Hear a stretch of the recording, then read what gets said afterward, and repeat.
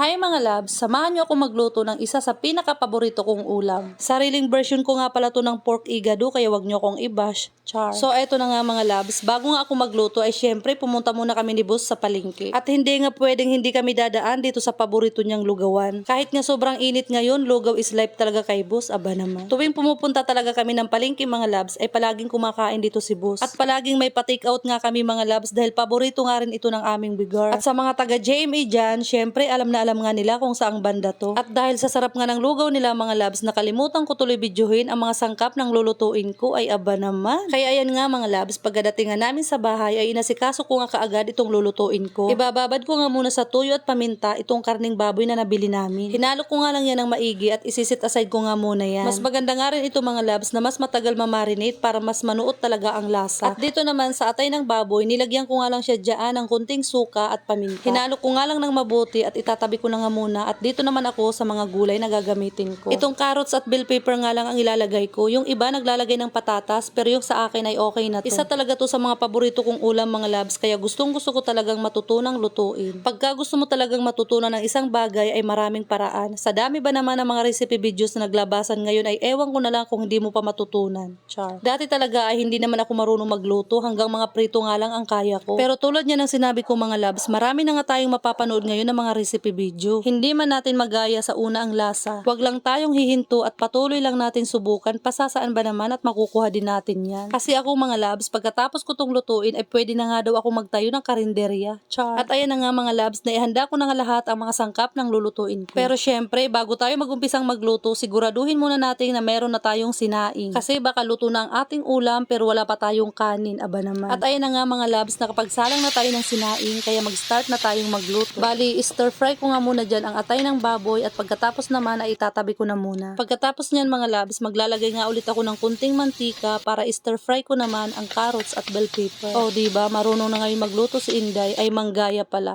Madali lang naman magluto mga labs pagka gustong gusto mo talagang matutunan. Pero syempre, hindi ko pa talaga kayang tapatan ang mga luto ni boss. Pero wag ka, pagka inaraw-araw kong magluto, pasasaan ba't matatapatan ko rin yun. Char. So ayan na nga mga labs, pagkatapos kong stir fry ang mga gulay ay naglagay ulit ako ng kunting mantika. At dito ko naman nga igigisa ang bawang at saka sibuyas. At pagka ganyang lumabas na ang aroma ng sibuyas at bawang, saka ko naman ilalagay ang nakamarinate na karning baboy. Isasangkutsa ko nga lang to ng maigi mga labs at tatakpan ko na nga muna hanggang sa medyo maluto na nga ang karne. Nag-add pala ako dito ng isang tasang tubig dahil kailangan pa nating palambutin ang karning baboy. Tinakpan ko nga lang yan at hinayaan kong kumulo ng ilang minuto o hanggang sa lumambot ang karne. Fast forward tayo mga labs, nang malambot na ang karne ay nilagay ko na nga dito ang carrots at bell pepper. Isinunod ko na nga rin dito ang garbanzos at green peas. Naglagay nga rin pala ako ng isang kutsarang liver spread. At dahil templado na nga itong karning baboy mga labs, since marinated siya, naglagay na lang ako dito ng paminta at konting magic sarap. At syempre, wag na wag natin kalilimutang tikman para ma-adjust nga natin ang lasa. At ang panghuling nilagay ko nga dito ay ang atay ng baboy. Madali lang naman maluto ang atay ng baboy mga labs dahil naka-stir fry na siya kanina. Kaya ayan, ilang minuto lang ay luto na ang ating pork igado. O diba, kaya ko na ngayon lutuin mga labs ang paborito kong ulam, aba naman. Kaya kung gusto nyo rin matutong magluto ay siya, umpisahan nyo na. At ayan na mga labs, yummy nga ang kinalabasan. Maraming salamat sa panonood. Huwag nyo kalimutan mag-share and follow.